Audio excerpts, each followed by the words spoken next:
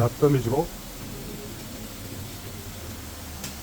Dünyakasi uchun 2 cm talashyapti, mana buni balandlikda. Уже 2 metr kesdik. Yana kesish kerak. Katta. Do'stlar, yana ashi musurga, faqat kattaroq musurga. Shuni dunyoni kesamiz. Va molarni o'rnatamiz. Xudo xolasa bugun. Kes, svarka. Bugun xudo xolasa yana $200 topamiz. Sog'liq yerda chiqarish muammo bo'lyapti do'stlar. Endi joy qolmaganda. Sri-lankalik do'stimiz ham harakat qilyapti.